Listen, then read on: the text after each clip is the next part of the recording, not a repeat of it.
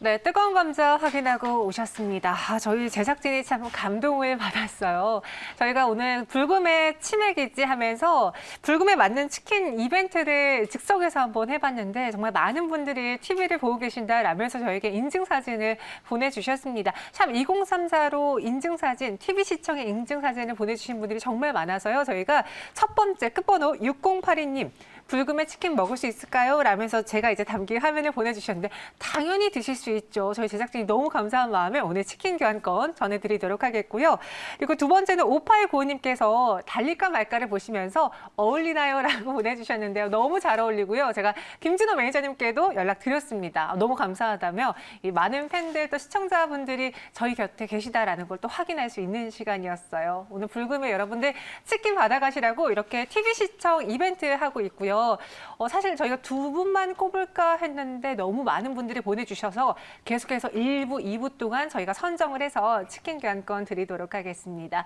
함께 시청해 주시면서 저희 방송에 많은 참여 그리고 많은 관심 주셔서 정말 감사합니다. 제작진을 대표해서 정말 감사드린다라는 말씀 다시 한번 전해드리겠고요. 단순히 치킨만 드리면 안 되죠. 정보도 드려야 되죠. 그래서 이번 시간에는 한번 녹십자를 포함한 녹십자 랩셀, 왜 제약바이오가 다시 떠오르고 있는지 우리 이정민 팀장과 함께 알아보도록 할게요. 팀장님 안녕하세요. 네, 안녕하세요. 네, 안녕하세요.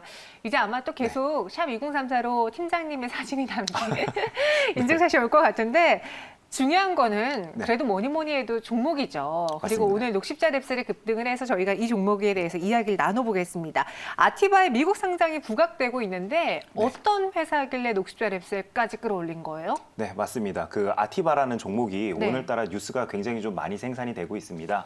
지난 밤 사이에 이제 그 미국에서 나스닥 IPO 상장을 준비한다. 그래서 이제 그 증권거래위원회에 상장 신청서를 제출했다라는 뉴스가 나오자마자 이제 녹십자 랩셀과 녹십자 홀딩스가 오늘 뜨거운 상승을 좀 보여줬기 때문에 이런 결과가 나왔다라고 좀 말씀을 드리겠습니다. 아티바는 제가 짤막하게 좀 설명을 드린다면 2019년도 3월에 미국 캘리포니아 샌디에고에서 맨 처음 출발하게 된 회사입니다. 올해 이제 3년 차를 맞이하는 얼마 안 된 업력을 가진 회사인데요. 독점 플랫폼 기술 및 제조 역량을 바탕으로 지금 현재 유방암 및 고형암 치료를 위해서 NK 세포 치료제를 현재 개발하고 있는 회사입니다. 어제 이제 그 미국 증권위원회에 이제 그 상장 신청을 했다라고 방금 말씀을 드렸었죠. 그래서 그 아티바 같은 경우에는 녹십자 랩셀에게 그 NK 세포 치료제와 관련된 그 기술 이전을 받았습니다. 그 기술을 바탕으로 올해 1월 달에 그 미국의 큰 이제 그 제약회사죠. 머크사로부터 그 2조 원대의 기술 수출 계약까지 맺는 그런 쾌거를 좀 올렸는데요. 설립한 지 얼마 안 된 회사가 조 단위의 기술 수출을 이룬 부분이기 때문에 그런 부분에서 뜨겁게 시장이 좀 반응을 해줬다라고 좀 생각을 해주면 될 것 같습니다. 이번 계약으로 그 아티바는 머크사와 총 3종류의 그 세포 치료제를 공동으로 개발할 것으로 생각이 되고 있습니다. 네, 녹십자 랩셀이 그로 인해서 오늘 장중에 두 자릿수의 급등을 보여줬는데 이 녹십자 랩셀과 아티바의 관계를 또 그럼 설명을 해야죠. 네. 맞습니다. 어떤 관계예요? 예. 그 제가 좀 마저 좀 알려드리면요. 네. 아티바는 그 쉽게 말씀드리면 녹십자 홀딩스와 녹십자 랩셀이 이제 공동으로 설립한 미국의 이제 법인을 둔 회사다라고 좀 생각을 해주시면 될 것 같고요. 이렇게 아티바를 따로 설립한 이유는 이제 녹십자 그룹에서 글로벌하게 이제 그 제약회사들과 R&D를 이제 공동으로 좀 추진하는 데 있어서 그 중심고리 역할을 하기 위해서 이제 설립된 회사다라고 좀 생각을 해주시면 될 것 같고요. 그래서 제가 이렇게 표를 좀 준비를 했는데. 지배 구조를 이렇게 보게 된다라면은 아티바와 관련되어서는 이제 그 녹십자 홀딩스가 지금 현재 16.4%의 지분율을 보유를 하고 있습니다. 녹십자 랩셀 같은 경우에는 지금 현재 7.2% 정도 주식을 보유한 것으로 알려지고 있는데요. 이번 기업 공개를 통해서 두 회사의 지분이 다소 희석이 될 수는 있겠지만 앞으로의 성장성을 생각해 본다라면은 충분히 의미 있는 지분율을 가지고 있다라고 좀 생각을 해주시면 될 것 같습니다. 또한 그 앞에서 설명드린 머크사와의 기술 수출과 관련되어서는요. 절반 정도의 금액은 녹십자 랩셀로 입금이 되는 계약이었기 때문에 녹십자 랩셀과 그다음에 아티바가 공동으로 이제 좀 동반 성장할 수 있는 그런 계기가 될 수 있다. 이렇게 좀 말씀을 드리겠습니다. 지금 주가는 그래도 장중에 보여줬던 고점 대비 조금 내려왔지만 그래도 투자자분들은 기대를 하고 계신 것 같거든요. 실제로 녹십자 랩셀에 이 소식이 영향을 미칠 수 있는지 특히 상장에서 뭐 흥행을 하게 된다면 녹십자 랩셀의 주가도 더 갈 수 있는지 아니면 그냥 단순히 최근에 요즘 상장 이슈가 네네. 워낙 많으니까 테마처럼 움직이는 건지 궁금한데요. 네, 이렇게 좀 생각을 해주시면 될 것 같아요.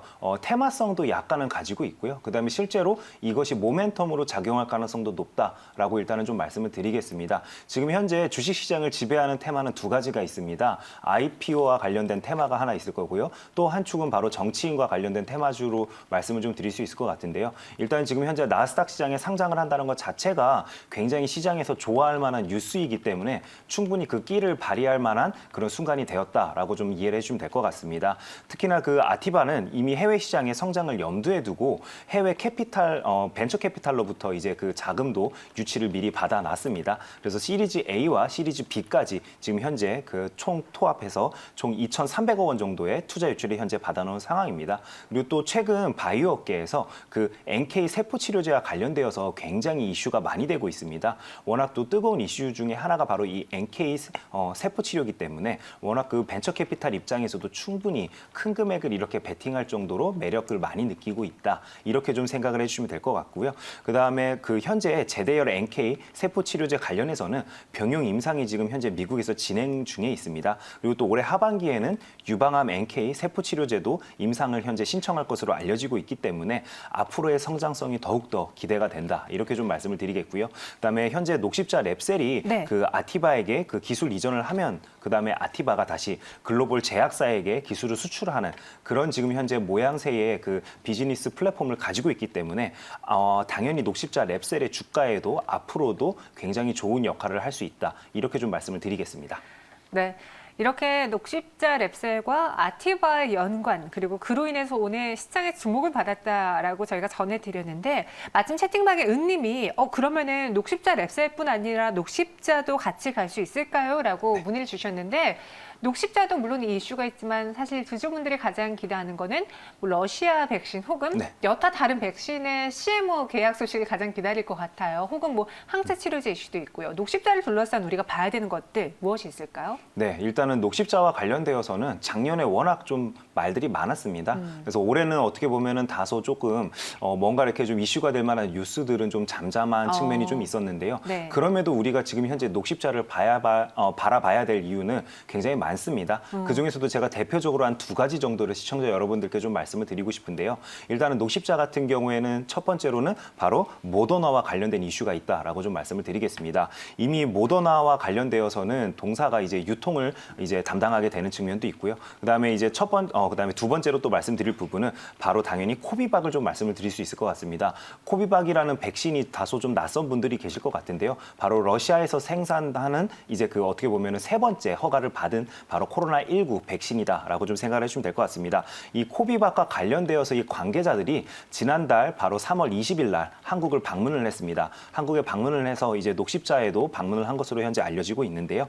워낙 이제 우리나라 업체들이 양질의 그 제품을 생산을 잘 하죠. 그리고 제일 중요한 부분은 대량 생산이 가능한지 이 여부에 따라서 이제 그 계약이 되고 안 되고가 이제 결정이 되는 경우가 굉장히 많은데요. 우리나라 회사들 같은 경우는 이미 설비가 잘 갖춰져 있다 보니까 그런 측면에서 글로벌 제약사들이 당연히 이런 식으로 좀 찾아올 수밖에 없지 않을까 이렇게 좀 생각을 하는 측면이 있습니다. 그래서 코비박 같은 경우에도 이미 지금 현재 협상이 진행 중인 상황으로 알려지고 있는데 아마 결과가 좀 좋게 나오지 않을까 이렇게 조심스럽게 좀 예측이 되는 부분이 있습니다. 워낙 지금 현재 전 세계적으로 러시아 백신이 굉장히 지금 현재 수요가 증가하고 있기 때문에 공급 부족 상황에서는 당연히 제조업체들 입장에서는 좀 협상을 좀 유리하게 가져갈 수 있는 측면도 분명히 있다. 이렇게 좀 시청자 여러분들께 좀 말씀을 드릴 것 같고요. 그다음에 지금 현재 꼭 그 녹십자가 아니더라도 현재 뭐 SK 바이오사이언스가 이미 지금 코로나19 백신도 생산을 하고 있죠. 그다음에 삼성 바이오로직스도 지금 현재 코로나 백신은 아니지만 미국의 코로나 치료제를 그 지금 현재 생산을 하고 있는 것으로 알려지고 있습니다.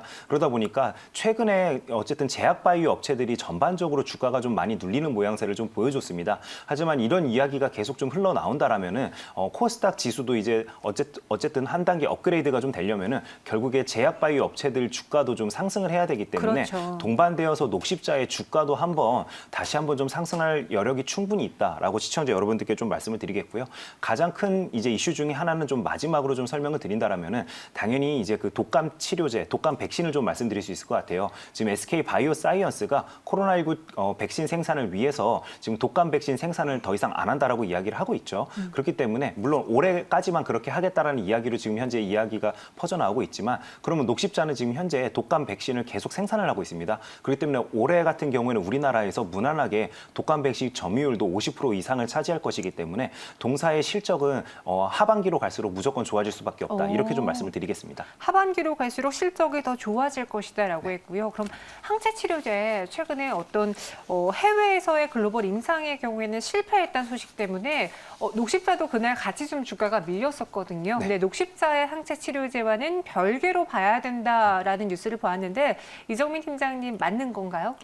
이렇게 좀 말씀을 드리겠습니다. 네. 일단은 그 기준이 좀 달랐다라고 지금 녹십자 측에서 이야기를 하고 있죠. 그 부분은 맞습니다. 애초에 그 임상을 진행하는 데 있어서 디자인을 다르게 했기 때문에 당연히 그 어느 정도 좀 차이점은 있다라고 이야기를 하고 있는데요. 이런 차이점을 좀 말씀을 드릴게요. 지금 현재 전 세계적으로 진행했던 그 백신과 관련되어서 임상은 그냥 일반 그 코로나에 걸린 환자들을 대상으로 했습니다. 근데 이제 그 녹십자가 국내에서 진행한 임상 같은 경우에는 일단 그 쉽게 말씀드리면은 고위험군을 대상으로 60명을 진행을 했던 부분입니다. 그러다 보니까 그런 부분에서 오는 차이점은 있다라고 지금 현재 녹십자에서 얘기를 하고 있는데요. 제가 시청자 여러분들께 좀 말씀을 드리고 싶은 게 물론 이런 그 대상군 자체가 좀 틀렸던 측면은 있지만 굳이 녹십자를 우리가 투자하는 데 있어서 제가 봤을 때는 그렇게 결과가 긍정적일 거라고는 저는 별로 그렇게 생각을 하고 있지 않기 때문에 오히려 지금 백신 생산이나 이런 부분에서 우리가 키워드를 찾아서 뭔가 좀 장점을 좀 발굴하는 그런 공부하는 연습을 해야지만 녹십자의 성장 모멘텀을 좀 보자라고 좀 말씀을 드리겠고요. 만약에 이런 치료제 측면에서 동사의 그 성장 모멘텀을 찾는다라면은 저는 좀 접근 방법이 잘못되었다라고 좀 말씀을 드리겠습니다. 네. 그럼 마지막으로 녹십자 랩셀과 녹십자의 가격 전략 세워드릴게요. 이야기를 제가 옆에서 들어보니까 랩셀보다는 녹십자 쪽을 조금 더 긍정적으로 평가하신 것 같은데 맞나요? 네, 맞습니다. 녹십자가 좀 길게 봤을 때는 결국에 정고점을 돌파할 수 있지 않을까 그런 기대감을 좀 가지고 있습니다. 네. 하지만 제가 오늘 이 자리에서 시청자 여러분들께 당부 말씀을 좀 드릴 게 녹십자 관련된 그룹주들이 전반적으로 뉴스가 나오면은 긴 음봉을 그리면서 하락하는 경우가 많습니다. 이 이야기는 달리 이야기한다라면은 네. 회사가 정보 보완이 전혀 안 되고 있다라는 이야기이기도 합니다. 그렇기 때문에 우리가 이 녹십자 관련주를 투자할 때는 비중 조절이 필수다라고 꼭 좀 말씀을 드리겠고요. 중요하네요. 네, 그런 측면에서는 녹십자, 랩셀과 녹십자 비중만 잘 조절한다라면 충분히 매력적인 가격대다라고 좀 다시 말씀드리겠습니다. 녹십자 같은 경우에는 매수 추천 가격으로 현재가로 바로 좀 말씀을 드리겠고요. 목표 가격은 전고점을 넘어서는 60만 원까지 좀 바라보자라고 좀 말씀을 드리겠습니다. 그다음에 손절 가격은 직전 저점이었던 31만 4천 원으로 좀 말씀을 드리겠습니다. 녹십자, 랩셀 같은 경우에도 매수전 가격은 똑같이 현재가로 좀 말씀을 드리겠고요. 목표 가격은 14만 원까지 바라보도록 하겠습니다. 손절 라인은 9만 원을 이탈하게 된다면 손절로 대응 부탁드리겠습니다. 네, 녹십자 전고점 돌파까지 가능할 것으로 보여지지만 항상 뉴스가 나오면 그날 음봉을 기록한다. 따라서 비중 조절이 필요한 종목이다라고 이야기해 주셨고요. 녹십자는 현재 매수 가능하며 목표 주가 60만 원, 순절가 31만 4천 원 제시해 드렸습니다. 랩셀은요, 목표 주가 14만 원, 순절가 9만 원이고요. 이정민 팀장님 여기서 인사드리도록 할게요. 오늘 말씀 고맙습니다. 네, 감사합니다.